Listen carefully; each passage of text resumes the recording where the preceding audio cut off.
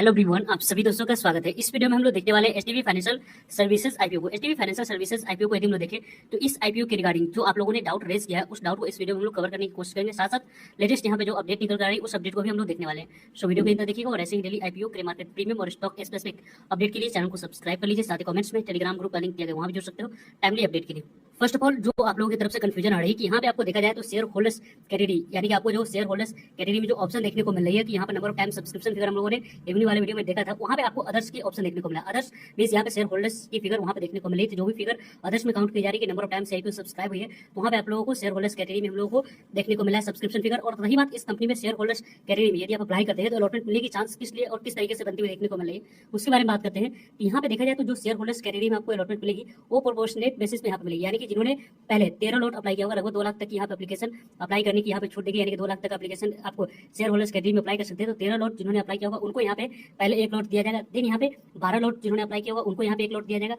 11 lot apply किया होगा उनको यहाँ पे 1 लॉट दिया जाएगा, यानी कि जो पहले 13 लॉट अप्लाई किए होंगे उनको पहले 1 लॉट डिस्ट्रीब्यूट कर दिए जाएंगे। तो उसके बाद जो लॉट्स बचेगी वो आपको 12 जो लॉट्स अप्लाई किए होंगे उनको यहाँ पे शेयर एलोकेट होते हुए देखने को मिलेगी 1 लॉट, और वही 11 लॉट यहाँ पे जिन्होंने अप्लाई कर दिया उनको यहाँ पे एक लॉट शेयर एलोकेट होते हुए देखने को मिलेगी। तो इस तरीके से आपको देखा जाए तो जितने मैक्सिमम यहाँ पे लॉट्स यदि आप शेयर होल्डर्स कैटेगरी में अप्लाई करते हैं उतनी यहाँ पे अलॉटमेंट मिलने की चांस रहेगी, लेकिन मैक्सिमम 13 लॉट तक ही आप लोग अप्लाई कर सकते हो, तो ही जाकर आपको इस आईपीओ में अलॉटमेंट मिलते हुए देखने को मिलेगी। वैसे इस कंपनी को देखें तो इस कंपनी में जिस तरीके से जैसे शेयर होल्डर्स कैटेगरी में एप्लीकेशन आते हुए देखने को मिलेगी उसके अकॉर्डिंग तो 13 लॉट यदि आप अप्लाई करते हैं तो मैक्सिमम चांस रहेगी कि आपको इस आईपीओ में अलॉटमेंट मिलते हुए देखने को मिल जाएगी। और रही बात इस कंपनी में यदि हम लोग एप्लीकेशन के बारे में बात करें कि आपको किस तरीके से कैसी अपॉर्चुनिटी इस आईपीओ में अप्लाई करने के लिए बनते हुए देखने को मिलेगी उसके बारे में बात करते हैं। तो लगभग जो एप्लीकेशन यहाँ पे आपको बनते हुए देखने को मिला है उसको यदि हम लोग देखें तो जिस तरीके से जैसे आप लोगों को पहले से रिटेलर्स में बात करें या एचएनआई की बात करते हैं, वहाँ पे स्मॉल एचएनआई हो गई या आपको बिग एचएनआई के बारे में बात करें तो इनमें से एक कैटेगरी में आपको अप्लाई करने की अपॉर्चुनिटी जिस तरीके से जैसे रेगुलर बेसिस पे मिलती है वो तो यहाँ पे मिलेगी। लेकिन यदि आप शेयर होल्डर्स कैटेगरी में के लिए एलिजिबल है तो यहाँ पे आपको 2 तरीके से अपॉर्चुनिटी मिलने वाली है। एक तो यहाँ पे जिस तरीके से रेगुलर सभी आईपीओ में आपको अप्लाई करने की अपॉर्चुनिटी मिलती है वो यहाँ पे इस तरीके से आप किसी भी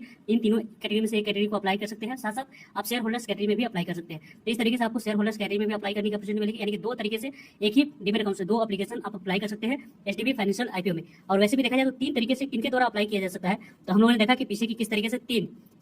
देखा जाए तो आपको कैटेगरी में आपको अप्लाई करने के 3 एप्लीकेशन यहाँ पे मिलते हुए देखने को मिलेगी। तो एक तो यहाँ पे आपको शेयर होल्डर्स कैटेगरी में आपको अप्लाई करने की अपॉर्चुनिटी मिल रही है, और रेगुलर जो यहाँ पे रिटेलर्स हो गई, स्मॉल एचएनआई होगी और बिग एचएनआई की कैटेगरी हुई, उनमें आप लोगों को एप्लीकेशन मिलते हुए देखने को मिलेगी। साथ साथ यहाँ पे एम्प्लॉय कैटेगरी के बारे में बात करते हैं तो वहाँ पे आपको एप्लीकेशन अलॉटमेंट मिलते हुए देखने को मिलने वाली है, यानी कि एम्प्लॉय कैटेगरी में 5 लाख तक ही मैक्सिमम यहाँ प्लॉट अप्लाई कर सकते हैं। रिटेलर्स कैटेगरी में देखा जाए तो लगभग आपको देखा जाए तो स्मॉल एचएनआई, बिग एचएनआई और रिटेलर्स में जिस तरीके से जनरली आप अप्लाई करते हैं उसी तरीके से अप्लाई करने की अपॉर्चुनिटी मिलेगी। और 2 लाख तक की बात करते हैं तो यहाँ पे शेयर होल्डर्स कैटेगरी में आपको अप्लाई करने की अपॉर्चुनिटी मिलेगी। तो इस तरीके से अलग अलग कैटेगरी में अलग अलग यहाँ पे ऑप्शन आपको मिलते हुए देखने को मिलेगी। यदि आप शेयर होल्डर्स कोटा के लिए एलिजिबल नहीं है तो कहाँ पे आपको अलॉटमेंट मिलने की चांस ज्यादा बनती हुई देखने को मिलेगी, तो रिटेलर्स कैटेगरी में और बिग एचएनआई कैटेगरी में आपको अलॉटमेंट मिलने की चांस ज्यादा देखने को मिलने वाली है। तो इन दोनों कैटेगरी में से किसी एक कैटेगरी में अप्लाई करने की प्लानिंग कर सकते हैं। यदि हम लोग देखें तो आपको देखा जाए तो रिटेलर्स के बारे में बात करें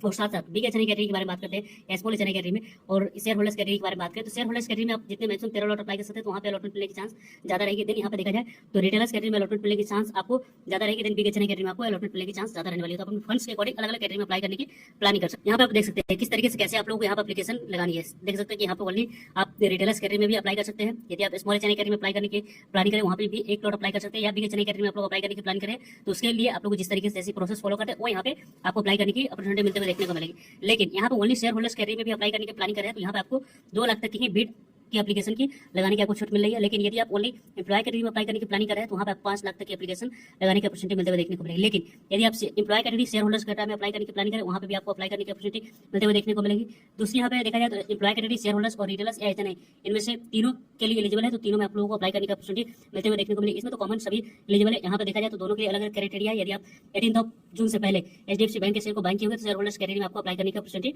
मिलते हुए देखने को मिलेगी। साथ साथ देखा जाए तो यदि आप लोग शेयर होल्डर्स कैटेगरी के लिए एलिजिबल है तो वहाँ पे अप्लाई कर सकते हैं, या रिटेलर्स या एचएनआई इनमें से 2 तरीके से आपको एप्लीकेशन लगाने की यहाँ पे अपॉर्चुनिटी मिलेगी। यदि आप शेयर होल्डर्स कोटा के लिए एलिजिबल नहीं है तो यहाँ पे आप देख सकते हैं कि एम्प्लॉय कैटेगरी और रिटेलर्स या एचएनआई कैटेगरी में आप लोग अप्लाई कर सकते हैं। 2 एप्लीकेशन यहाँ पे भी आपको इस रेशियो में अलॉटमेंट मिलने की चांस की बात करते हैं तो वहाँ पे आपको एम्प्लॉय कैटेगरी में भी अलॉटमेंट मिलने की चांस ज्यादा रहेगी, और शेयर होल्डर्स कैटेगरी में भी जितने मैक्सिमम लॉट अप्लाई करते हैं वहाँ पे अलॉटमेंट मिलने की चांस रहेगी, और रिटेलर्स या बिग एचएनआई कैटेगरी में अलॉटमेंट मिलने की सबसे चांस ज्यादा रहने वाली है। वैसे